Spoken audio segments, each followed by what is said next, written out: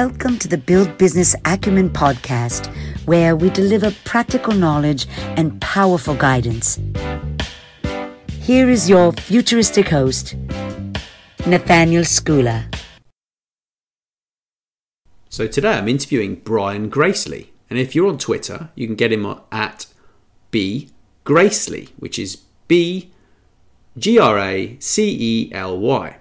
And he is a director of product strategy at Red Hat, the world's leading open source software company. He brings 20 plus years of experience. Red Hat, Wikibon, EMC, VirtuStream, NetApp, and Cisco in strategy, product management, systems engineering, marketing, and M&A. He is recognized as an industry thought leader in cloud computing and DevOps, as well as being co-host of the award-winning podcast, The Cloudcast. He has a BS MBA from Wake Forest University, and I think you'll find this a very interesting conversation. Well, it's really great that you took the time to join me today, Brian. And I am very interested in learning more about you and the projects you've worked on and stuff like that. Sure. Thanks for having me on, Nathaniel. Really appreciate it this morning. My pleasure. My pleasure. So I've got a couple of topics that I sort of mentioned before, and I'm still confused and I think many people are actually, about the difference between digitalization, which is one of the topics, and digital transformation. So I think we'll sort of kick off by talking about digitalization first, if that's all right with you. Yeah, sure. So, the terms can kind of sometimes get interchanged or get buzzwordy and they get confusing. But I think in the simplest sense, the way that I think about digitization is it's essentially the process of taking something that, let's say it's in the context of business, something that used to be very physical based. So going to a store, or something that was, location based, hailing a cab or something like that, and figuring out, okay, how do I, number one, make that a digital experience, something that I can interact with, say, over the internet, for example. But more importantly, how do we make it something that can be personalized and we can learn from that process? So let's take a simple example. So if I was in London and I wanted to hail a cab, in the past, the cab sort of had full control over what that experience was. As the end user, the person riding the car, I didn't really know when they were going to show up. I didn't really know what the fare was going to be. They didn't know who I was. There was no sort of loyalty to any cab company specifically. And now what's happened is, because I have essentially the internet in my pocket on your smartphone, and I have a service, so something like Lyft or Uber or any of the other services out there, that process of hailing a cab has now become digitized because I have visibility of where they are. So I have a sense of how long it's going to take. Do I stand out in the rain? Do I not stand in the rain? They know I can look at who the driver is, so I can get a sense of how trustworthy they are. Do I want to deal with them? Have other people thought they were a good driver? But all of that has now become a digitized experience. And so you can begin to wrap a bunch of other things around that experience: loyalty to a service, an understanding of who the driver is, the location of where the car is. And then that begins the process of, well, okay, what more could happen beyond that? Well, basic things start to happen. It's raining or the traffic is bad, and you go, well, I'd like to be able to communicate with that person. Maybe I moved from where I originally started because it was raining. I moved down the street to the next corner. I want to be able to text that person or call that person. And so we've taken something that was very physical and location-based before, and we've turned it into something that becomes digitized, i.e., we put the internet between your business and the person, and all these other new interesting services, customizations kind of spring out of that. So to me, that's one example of what digitization might mean. Okay. But I mean, aren't all businesses to some extent digitalized these days, or most? Well, there's really two pieces to it. Yes, every business is trying to become digitized. So whether that means, your buying experience moves to something online or digital, whether it's a mobile phone or a web application, that's part of it. The other part of it really is, what do you do once you've done that digitization? Because that's really where things sort of decide whether companies are successful or just kind of beginning to play in the game. So let me give you an example of that. So just being able to put something online that's been around for more than a decade. Everybody's had a website. Everybody's got a mobile app these days. The question becomes two things. Number one, what do you do when you've created that new interaction model with your customers or with your business partners, right? Is it just a one-time interaction, right? I just went to the website and I bought something, or have you begun to understand, how do I learn more about that experience? When did they come? What types of things did they search around for? What did I recommend to them? What do I know about that person that I can enhance about trying to continue to make them a customer? What habits do they have? All those things start to become two-way interactions or multi-way interactions. You're wrapping a lot of information around the experience. You're using that experience to make the interaction better. That becomes the digitization. Now, so that's one part of it. Have we made that digitization, rich and able to drive more interactions or drive better experiences? That's one part of it. The second part, that's probably much more complicated, is the part where you say, okay, I'm the business that's offering that. So let's say I'm a bank, or I'm retail, or I'm something else. When you're having to make that interaction with your customer or with your business partner more two-way, more based on the data that happens, the interactions that happen, now you start to have to say, okay, our internal business processes and potentially the way we organize our business is probably going to have to change, because we're no longer just saying we're taking an action, we planned for it for 9 months, we took an action, and then we're all done. We're essentially saying the business and the way that we interact with our marketplace or with our partners or with other things that will influence our market is going to be a constantly evolving thing, a constantly changing thing. And because it's software that's now interacting with your customer, as opposed to a person or a physical store, we have the ability to update that software, change that experience, use the data from that experience to continue to improve it and change it. So if your business is internally very static, your organizational charts are very static, the way that you communicate changes within your business is very static, you're going to struggle with the digital transformation part of that, right? So you may have digitized the front end of your store, for example, but the sort of digital transformation of what do I do beyond that within my company is usually the bigger challenge for a lot of companies. Right.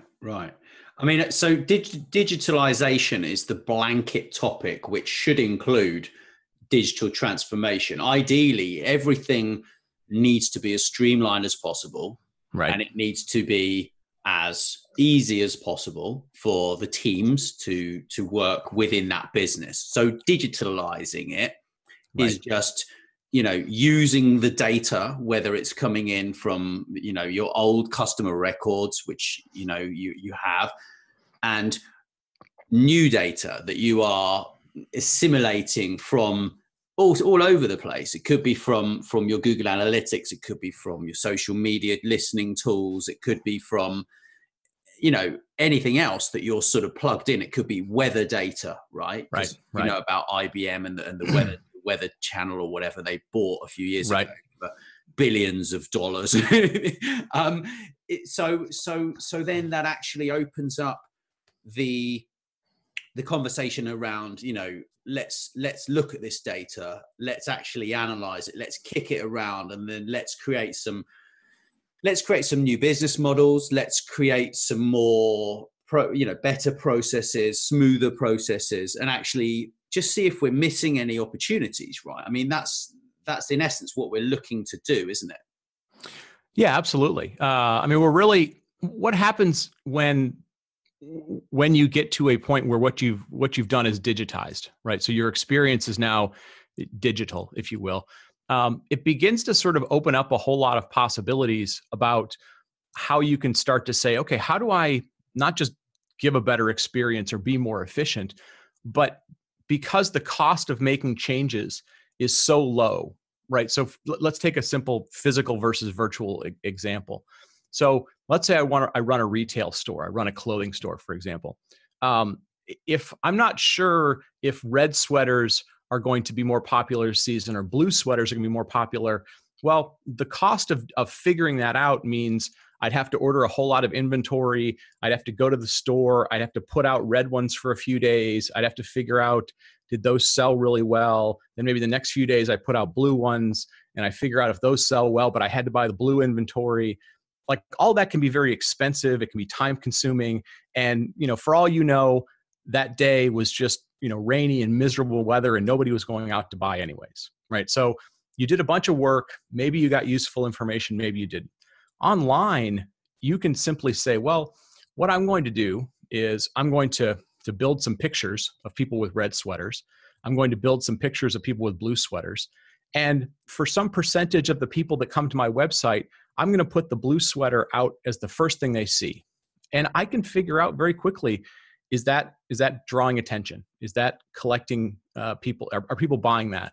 Okay, so for the next day, week, whatever, I put the red sweater out there. The cost of doing that, of putting out those experiments digitally, is infinitely less, right? It basically costs me nothing to do those experiments. And I can start figuring out, okay, are there correlations between days of the week and colors? Are there correlations between what was on television last night for the most popular TV show that people watched, that people were watching, and the person wore a red sweater? Should I put that red sweater out there? What's happening on Pinterest or any of the other, like you said, social media sites, to figure out how can I start to correlate things or associate things that maybe will help me as well. And so doing it when you start with digital as your footprint, the ability to then experiment with the business, start to figure out what people would like, becomes much easier, number one, but also becomes incredibly less expensive to do. And so your ability to tweak things for 1%, 5% here and there becomes much more manageable than what you ever did in a physical world. Right. So it enables you to also come up with all sorts of new possibilities in all areas of the business, doesn't it? Absolutely.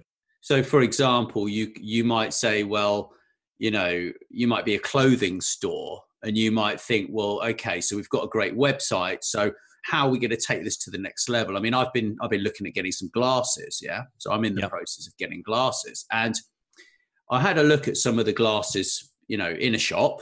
And then I had a look online, and I went to a site which is, you can order your glasses online. Okay. So they send you your glasses, and I was just like, I was looking on my mobile and it says, please install Flash. Right. So you can look at yourself and see these glasses on, right?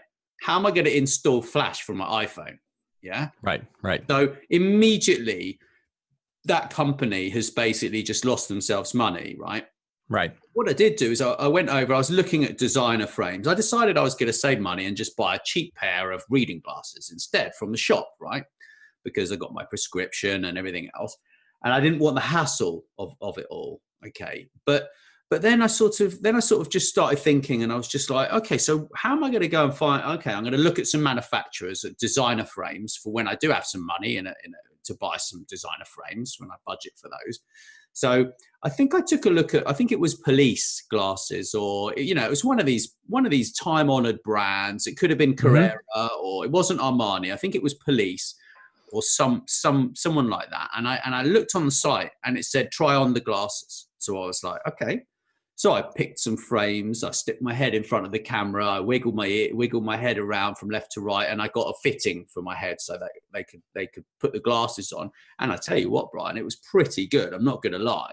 Right. But the thing is that surely you as a retailer would want to be there ahead of your manufacturer, or at least the manufacturer would direct the business into your store once you've decided what.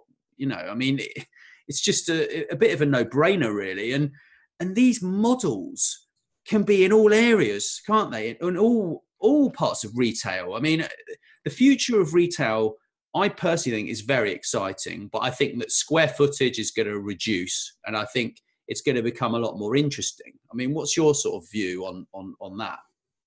Well, I think you highlight two really important things, right? The first one is, so take your example of glasses.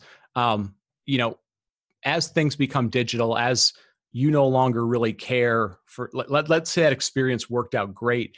Well, you no longer really care, did I buy them from the retailer or did I buy them directly from the glasses manufacturer, right? As far as you're concerned, that was a great experience, whoever did that. So this digitization model, this digitization experience is really sort of disrupting business in that people who used to be manufacturers and their business used to be, go to market through retail stores, through sort of secondary people, well, they may no longer need those, right? The value chain may radically change because they can directly go after you. They can advertise on Google. They can, you punch glasses into your search and they may show up as opposed to the retail. So there's going to create some tension in the value chain and the supply chain between the creators and the people who do retail. And what that's doing is ultimately for people that are in the retail space, meaning things like they own real estate, they have stores and so forth, they're really having to rethink, okay, number one, do I want to maintain the real estate? Is that providing any value? And in some cases, the answer is yes. And in other cases, it may not be. They may be shrinking retail.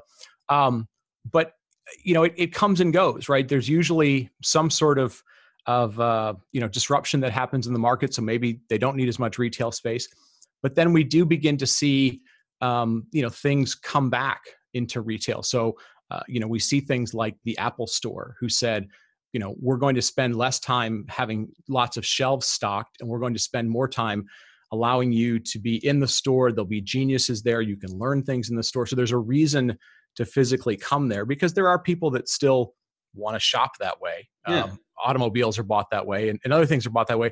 But yeah, it's really forcing companies to say, okay, number one, can I create great experiences? But number two, is my value chain, my supply chain going to potentially change here or get disrupted here? Where am I in that value chain? And then given certain scenarios that could play out, what do we want to do with the assets that we have? Is real estate and storefront, is that still an asset? Do we want to rethink what that looks like? Maybe we want to do other things in that real estate, but also move more stuff into a digital experience. So there's not one right answer to it. That's the interesting part of this, but it is making people really have to rethink those things about, what does our current business look like? What could our other business look like? Are our partners our competitors? Are our partners our partners? It really changes a lot of things in interesting ways. Yeah. I mean, it's going to be a bit like the Dollar Shave Club, isn't it? At the end of the day. I mean, that came from nowhere. The branding was amazing.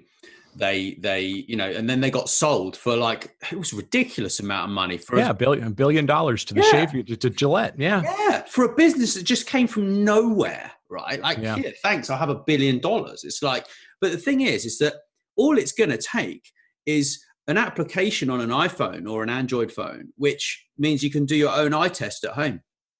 You do your own eye test. Okay. You sit there and literally you're going to be able to create the images of what you look like in different clothes with different haircuts, with different glass frames. Yeah. Or contact lenses. Oh, what do I look like with blue contacts? And it's going to become, I think that is ripe for disruption, that particular. I don't like the word disruption, but that's in essence what's happening. It's what's been happening forever.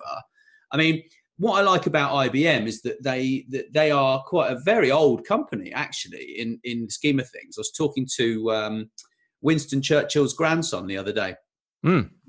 He's the founder of American Angels, which is a angel investment firm. He's worked with over 1,000 startups. And, I was quite impressed, actually. And we were sort of talking a bit about that. And it's just so interesting how these businesses can just come from nowhere. And I think IBM is the only one really that I know of that's actually still around from that era. I mean, it's pretty old compared to, if you look at all the top companies, most of them are new, right? Like not even 20 years old. Right.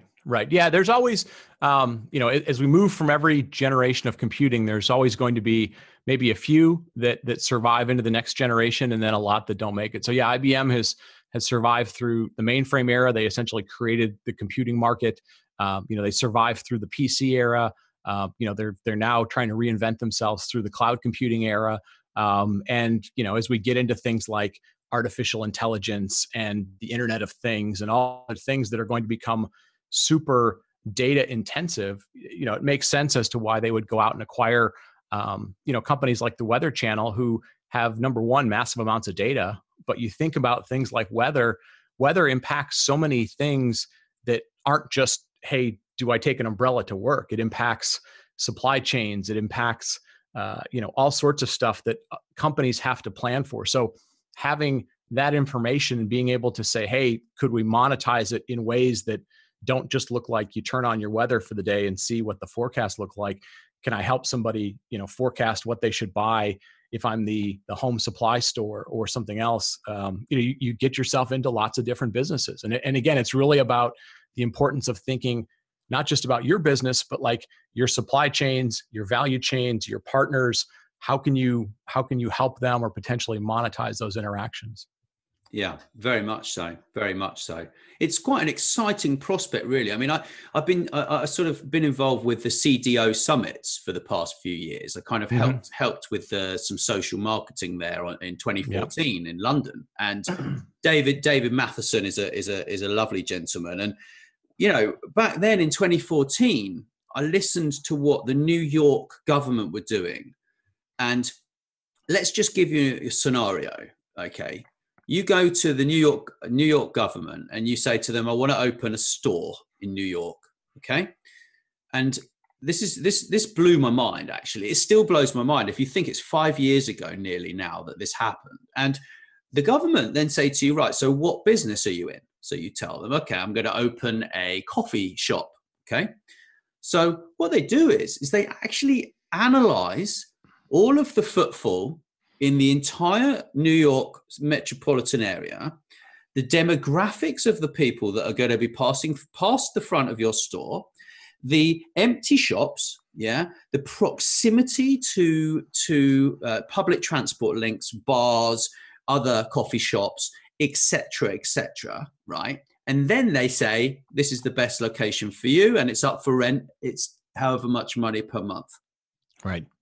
Yeah, no, it's one of these things where, again, I think that's a great example of saying, instead of thinking of yourself as a one function organization. So, the government maybe is in the business of, making laws and maybe trying to, maintain certain order in society. They're saying, look, we also have a responsibility to collect taxes, to help build schools. And one of the ways they're going to do that is to make business thrive. And to do that is like you said, you've got to not just, give somebody a license as to put up a coffee shop, but there's a lot of value that about your city that you ought to be able to provide. Help that business find the best place to be. Hopefully that's going to help their business succeed. That's going to drive tax revenue. It's going to help the city. I mean, it's a huge cycle that you want to be part of. And figure out where you can provide value. And the value a lot of times always centers around the data that you have and the ability to collect data and analyze data. Yeah, that's the core of digitalization, isn't it? It really is. Yeah, absolutely. Yeah. So in terms of digital transformation, right? Yep. Right. There are a number of different businesses in the world. There are small businesses, there are medium-sized, there are large businesses, right? Right. Each one of those is at a different stage of digitalization. Okay. Mm-hmm. So where do you start with digital transformation? Well, I think the key when you think about digital transformation, start with one assumption, which is, like you said, we're going to focus on digitizing the business, right? But the second thing typically is you have to realize that the transformation part of it, while there's a technology aspect, and there are lots of people who can help you with the technology, the bigger part of it typically is the people that are involved. And this is typically the hardest part. So essentially what you have to come to realize is there's probably a part of your business that their job is to say, hey, we're going to come up with new innovative things, right? It could be, business development or sales or whatever that function is. We're going to come up with new innovative things. Well, their job is go fast, create new things, have innovative ideas. Well, there's also going to be other parts of your current business whose job is to create stability, right? They're the group that manages security for your business, or they make sure that the website is always running 24/7 and so forth. And what happens there is, as you're trying to digitize things, as you're trying to move faster into markets, you're trying to react to the markets differently, you create this inherent internal tension between the people that want to go fast and change things and the people who are incentivized to not change things, to keep things stable, to keep things secure. And so the first thing to really realize is that you're going to have to figure out a way to overcome that tension, because you want the benefits of moving faster, of collecting more data, of making decisions on that data, and doing it in a way that doesn't, create undue risk on your business or create so much change that nobody can understand it. So that's always the first thing that people kind of have to mentally grasp. And it's really important that gets looked at from the executive level, because the executives have to be supportive of the idea that, hey, this digitization, digital transformation is important for our business. It's going to make us survive in the long run. So sort of top-down encouraging of that, but also there's got to be some retraining and some educating at the ground level of the business, the people doing the work, to say, hey, look, we're going to change some things and we're going to support you in how this change is going to happen. It's going to feel different. We're going to measure things different in the business. But kind of understanding that inherent tension of some things have to go faster and some things still want to remain the same. That's always the biggest challenge, and typically the best starting point in terms of how are we going to go make this happen. Right. Yeah, that makes a lot of sense. I mean, I think there's a lot of people who are very scared about losing their jobs. Yeah. And I think a lot of people have become complacent as well in their jobs, sure, their careers and their businesses as well. And that complacency, unfortunately, guys, anyone listening to this, that is going to cause either, mass loss of jobs, or it means you need to take action and learn something new. And you know what? I would prefer to take action and learn something new. And that's my personal attitude about it. But over and above this, yeah, businesses have their own pressures from shareholders and everything else. However, there needs to have some sort of corporate social responsibility, which ensures that there is not a mass panic within that business that says, well, look, we just want to help you make your job easier. We want to make your job better for you, and we're going to help you to make that job better. And yes, we're going to streamline as best as we can, but we will ensure that there are plenty of jobs, because I mean, that's the other fear, that there aren't going to be any people working and it's just going to be robots, like with the Hitachi warehouse manager that they recruited in 2015 to manage a warehouse of humans, which was quite an interesting one. Right. Yeah. I mean, there are obviously some examples that are starting to come up where we see automation take the place of what were human jobs at some point. What we find more and more in the sort of computer side of technology is that, number one, I always tell people, if you've been in the technology industry, the sort of the computer side of the technology industry for any period of time, the only constant that's existed is change, right? You're used to change. You're used to having to learn something new on a fairly regular basis. It may be once every year or once every couple of years, but fearing change and being on the computer side of technology are kind of oil and water. You sort of come to accept it. And the reality is, in most cases, the business isn't saying we would benefit from losing all of your experience or losing having people to do these things. What they're really saying is, we just want to do things in different ways. And we're looking for, the ability to be adaptable. And so it says, number one, I'm not really asking you to do anything radically different than you've done before. I'm asking you to continue to learn and continue to change. And so that's, that should help part of the, hey, we're going to evolve. And the second part of it is, you're kind of asking your workers to make some commitment to the business, because the business is essentially saying, we would like to continue to survive. We'd like to continue to be successful. And we want you to be part of doing that. And, if you've built a culture in the company where people enjoy working there, they want to see the company be successful, they become successful as the company becomes successful. This is really doubling down on a commitment between the company itself and the workers themselves to say, hey, we want to be successful. We want you to be part of that.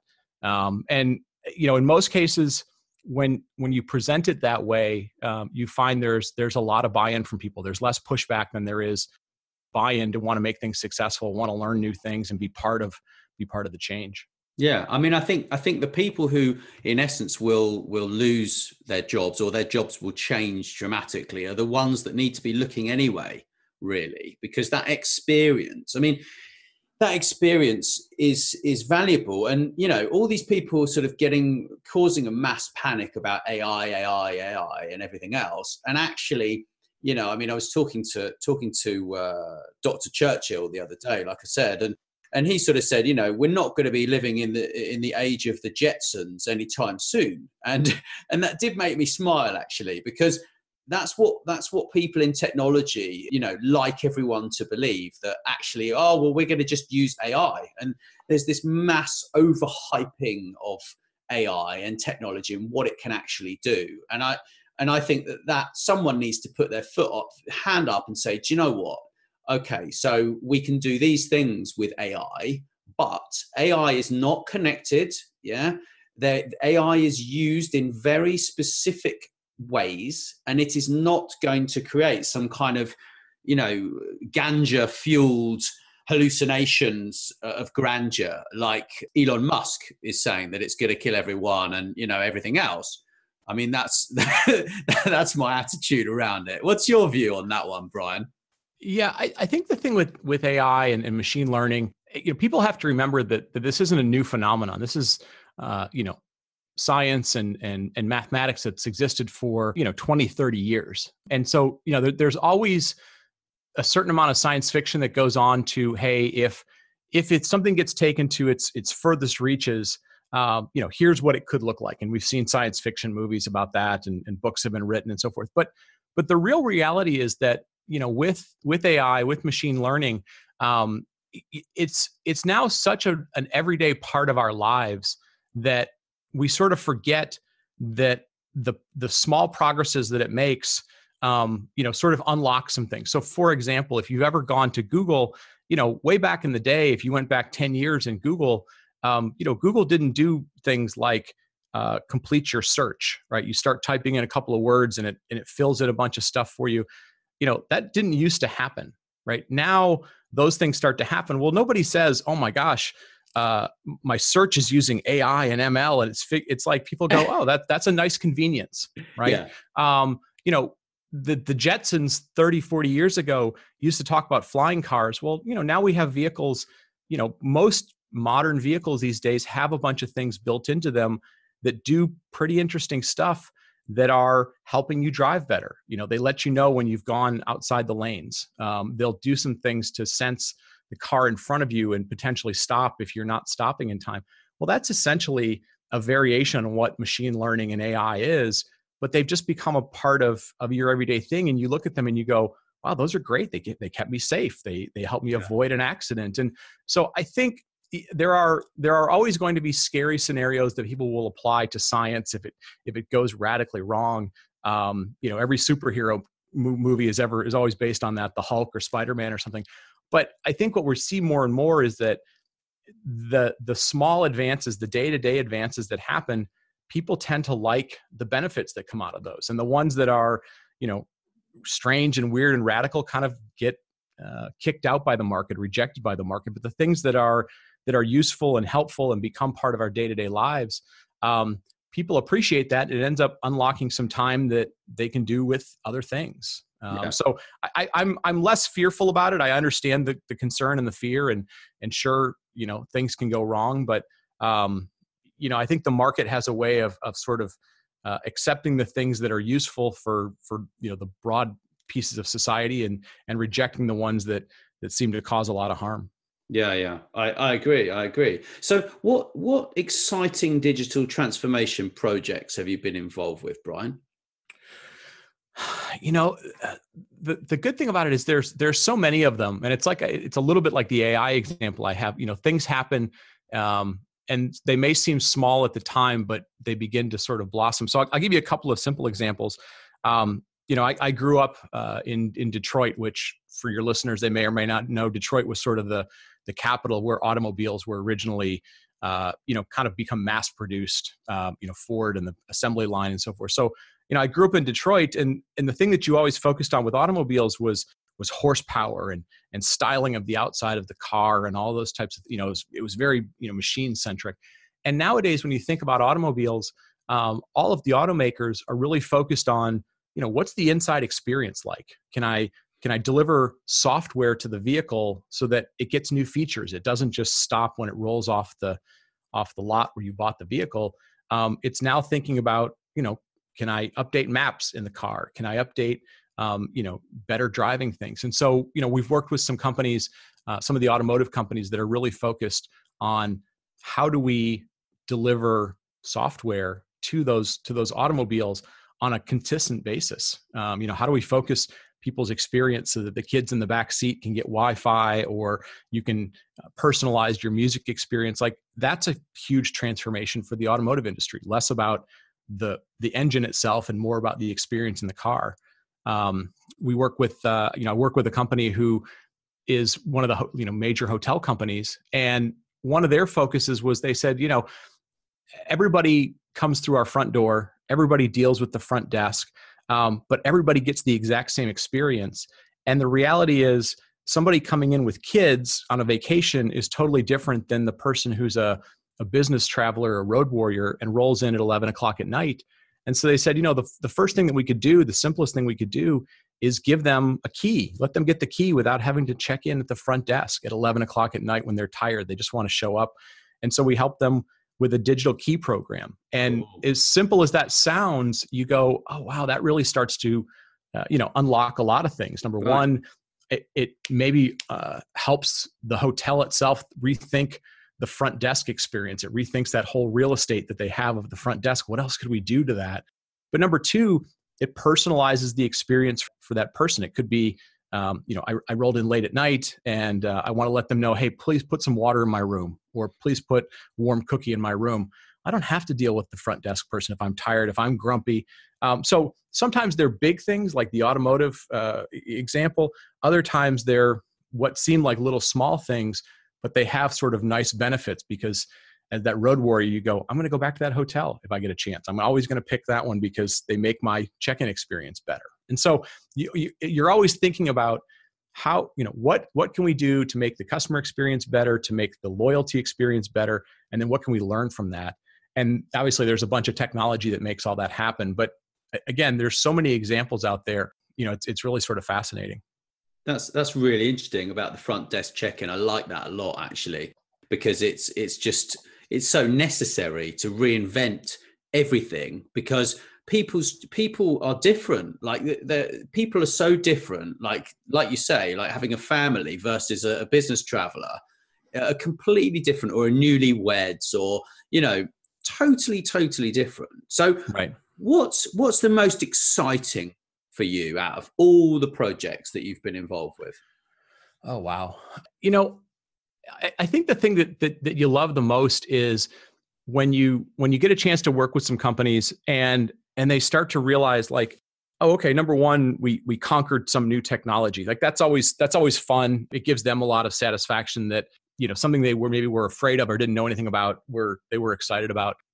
But more importantly, it is pretty crazy when, you know, after working with somebody for 6 months or a year or something, they go, this is going to totally change our business. This totally unlocks our ability to get into new markets and new things.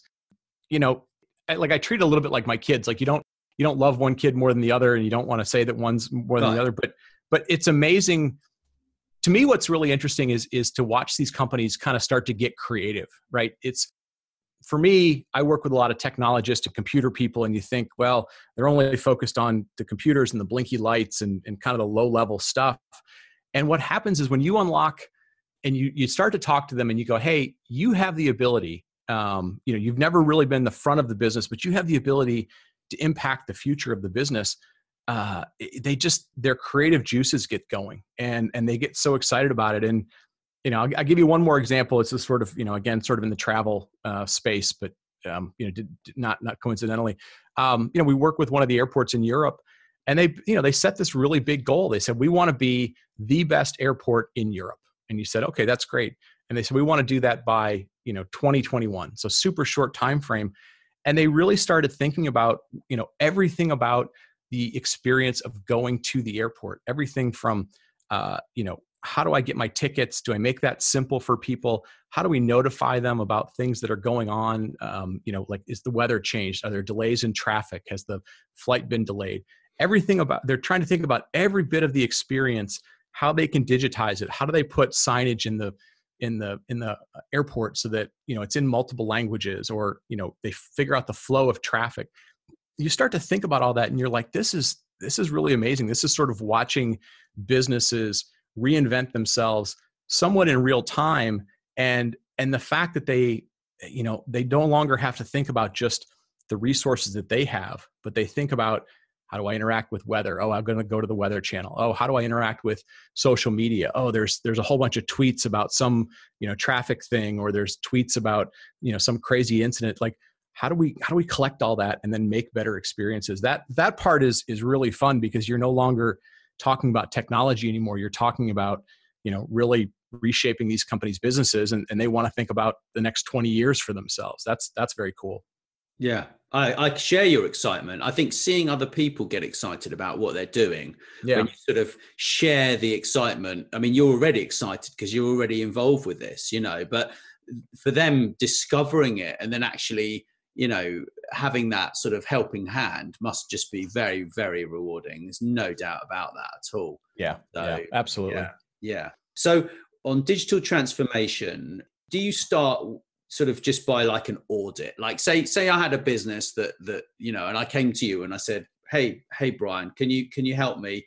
I need to really transform digitally. I want to become the most digitalized business in my space. Yep. Where do you start? Do you start with an audit and then list opportunities from there, or?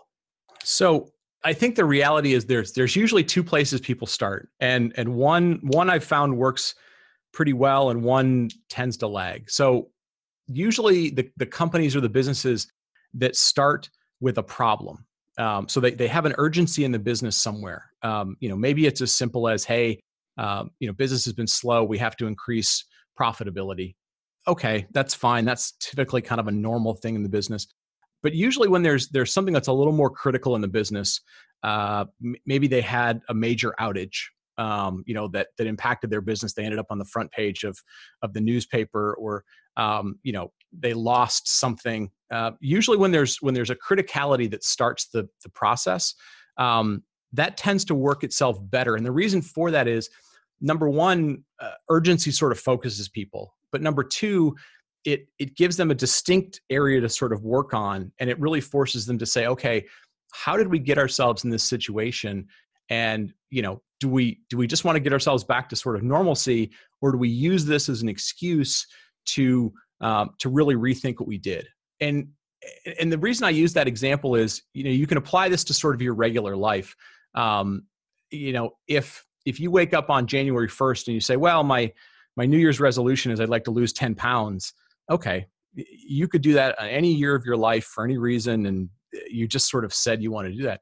But if you went to the doctor and the doctor said, well, your cholesterol level is over 300, well, now you've got a critical reason to go, I better lose those 10 pounds. I better figure out the best way to change my diet. I better figure out, because now I've got an urgency. And so the urgency driven starting point tends to work better. It's easier to drive funding around those projects. It's easier to drive people being concerned about it. The ones where you just start with an audit and say, hey, all my other competitors say they're doing digital transformation, those work. There's success that happens with them.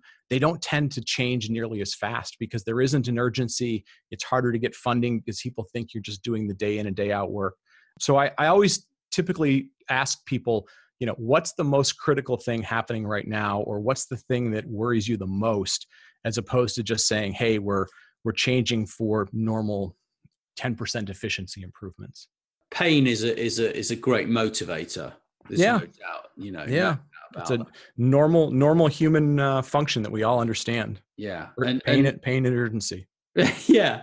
And then from there, Yeah. they've said, well, we've got this massive problem. We've had a data breach. Let's Right. use that as an example. We've had a data breach, and we've really got a serious problem here. How do we manage our data, and how do we take this so that no one can get into our systems again? Right. Then you put together a plan, and then ask them what else they may need, and then sort of get with the urgent stuff first, and then progress to the more nice to have items at the end, right? Yeah, and I think there's really, you have to think in terms of two sort of immediate paths, right? The first one is going to be, and again, think of these in parallel. The first one is, so you had this breach. You want to go to the executive level of the company and make sure they understand the criticality of it, but also make sure that they're going to get behind, the things that the project needs to be successful. So are they going to help get it funded? Are they going to help make sure that they're providing air cover in terms of schedules and making sure that people realize how important this is to fix? So there's a top-down aspect of it. But typically what ends up happening is in parallel, you can go to the teams that are responsible for things and be like, hey, not just, do you know why this happened, or, what would you, but in a lot of cases, they've already been researching, what other technologies could we use to make this better? What best practices did we wish we could have been using, but, we just didn't have time to do it. So in parallel, you're kind of going to, from the bottom up and saying, what do you guys think would help make this better? Because they live with it every day. They typically know what would have been better. And it also allows them to say, hey, what restrictions or what changes can we make at the work level? Really finding that balance between sort of executive top-down buy-in, air cover, support, and then encouragement and the knowledge from the base in terms of bottom up. You got to find a way to work both of those in parallel.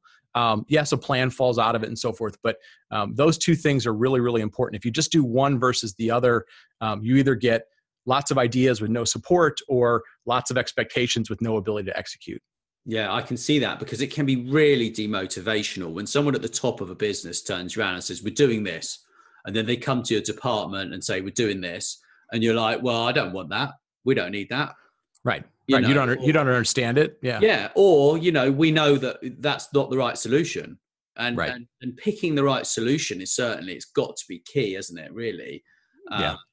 But I think the future is bright. I think that a lot of companies are going through this right now. I mean, I was sort of looking at some stats the other day, and I think it was like 34% of businesses are like well into digitalization, and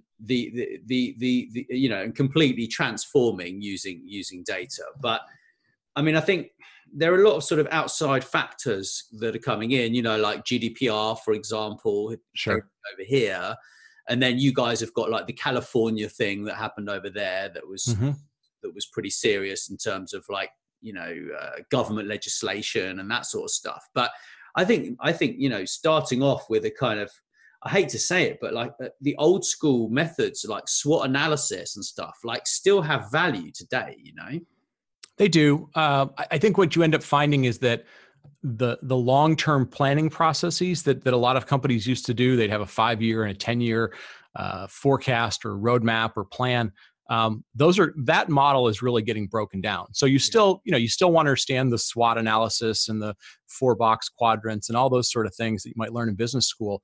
But you very much have to be able to say, we're going to do iterative planning. We're not doing sort of waterfall planning where we start and we plan and plan and plan and plan, and then we get to the end, right, and it's 18 months later and we're like, oh wait, all of our assumptions are no longer valid because the market changed, right? You've got to have things in place that say our planning is going to be iterative.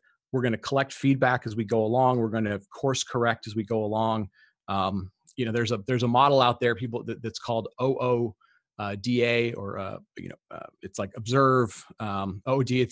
They call it OODA loops, and they're things that the military use all the time, because in military environments, you have a plan, you have a battle plan, you know where your enemy is, but the enemy moves around, the environments change, the weather changes, the munitions change, how much food you have changes. And so there are things that we're learning from other ecosystems that become applicable to business, in environments that are going to change more frequently. Yeah. I mean, I think coming up with, where you want to be, like having that big goal, of like Right. Wimbledon did. Like they said, well, we want to be the best tennis tournament in the world. And right. They've done it, and they are doing it. They've put digital transformation at the absolute core of what they're doing, even so far as, taking over the broadcasting and saying, well, we're in control of this now.